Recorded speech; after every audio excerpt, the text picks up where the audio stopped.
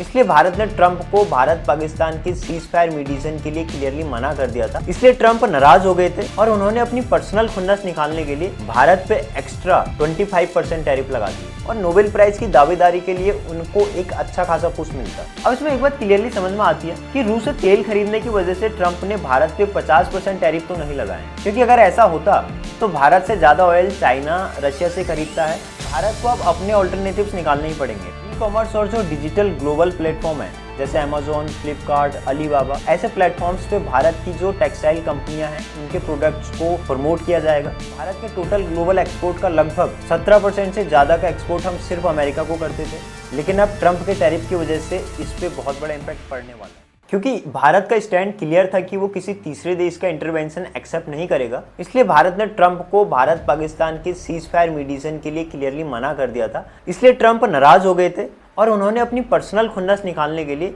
भारत पे extra 25% tariff लगा दिए। ये कहना है मशहूर American multinational investment banking and service financial company Jefferies का। अब ये रिपोर्ट जेफरीज ने अपनी weekly flagship research newsletter grid and fear में पब्लिश की है। ये ग्रीड एंड फियर जेफरीज का एक पॉपुलर न्यूज़लेटर है। ये वीकली पब्लिश होती है और ये प्रॉपरली एक रिसर्च बेस्ड पेपर होते हैं। क्रिस्टोफर वुड इसकी मेन राइटर है, जो जेफरीज के global head of equity strategy भी हैं। अब उन्होंने अपनी इस रिपोर्ट्स में सारी बातें कही हैं कि उन्होंने कहा कि अगर ट्रंप वाकई में भारत पाकिस्तान की मीडिएशन करा लेते तो अंतर्राष्ट्रीय स्तर पे उनकी इमेज और मजबूत हो जाती और नोबेल प्राइज की दावेदारी के लिए उनको एक अच्छा खासा पुश मिलता, लेकिन ऐसा हुआ नहीं।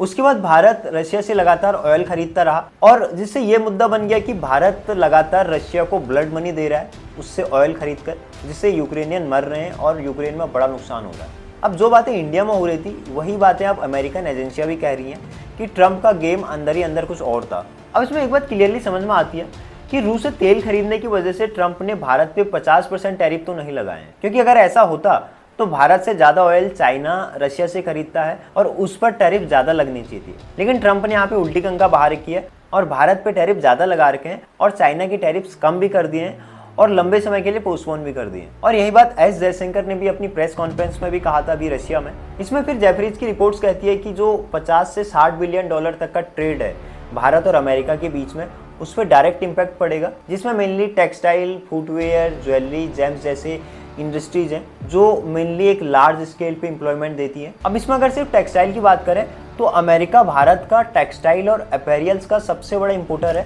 फाइनेंशियल ईयर 24-25 में भारत ने लगभग 37.9 बिलियन यूएस डॉलर का टेक्सटाइल एक्सपोर्ट किया था, जिसमें सिर्फ अमेरिका को लगभग 28.9% का टेक्सटाइल भारत ने एक्सपोर्ट किया था। यानी कि अमेरिका की जो भागीदारी थी वो लगभग 29% की थी इसमें। यानी कि अगर आप इसको फिगर में कन्वर्ट करेंगे तो 10 बिलियन यूएस डॉलर से ज़्यादा का टेक्सटाइल भारत ने अमेरिका को एक्सपोर्ट किया था फाइनेंशियल ईयर 24-25 में।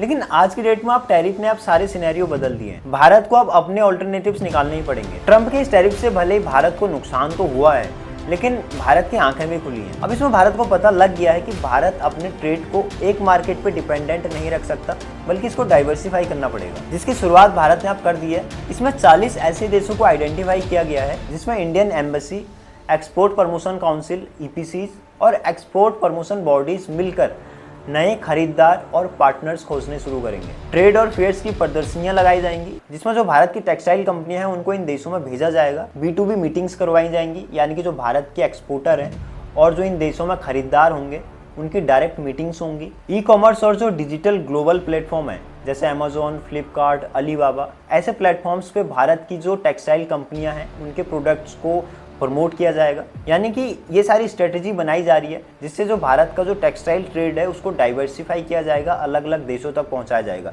अब ये जो 40 देश हैं ये वो 40 देश हैं जो लगभग 590 बिलियन यूएस डॉलर का टेक्सटाइल और अपैरल्स इंपोर्ट करते हैं हर साल। यानी कि एक बहुत बड़ी मार्केट सामने खड़ी है जिस पे भारत को काम करना है। इसमें भारत का एक एम और है कि अभी ग्लोबल टेक्सटाइल एक्सपोर्ट में जो भारत की भागीदारी है उसको 4% से बढ़ाकर लगभग 10% के ऊपर ले जाना। अब देखो इसको समअप करो तो धीरे धीरे भारत को समझ में आने लग गया है कि जितनी माल मलाई खानी थी, अमेरिका को जितना सामान बेचना था सस्ते रेटों पे, वो हम बेच चुके हैं, माल मलाई खा चुके हैं। अब ऑल्टरनेटिव ढूंढने ही पड़ेंगे, चीज़ों को डाइवर्सिफाई करना पड़ेगा। अब अमेरिका भले ही अभी तक भारत का सबसे बड़ा ट्रेड पार्टनर रहा है, भारत के टोटल ग्लोबल एक्सपोर्ट का लगभग 17% से ज़्यादा का एक्सपोर्ट हम सिर्फ अमेरिका को करते थे, लेकिन अब ट्रंप के टैरिफ की वजह से इस पर बहुत बड़ा इम्पैक्ट पड़ने वाला है। इसलिए एक ही ऑप्शन है कि ट्रेड को डाइवर्सिफाई किया जाए, दुनिया के अलग अलग मार्केट्स को एक्सप्लोर किया जाएगा और वहाँ पे अपने पाँव पसारने पड़ेंगे।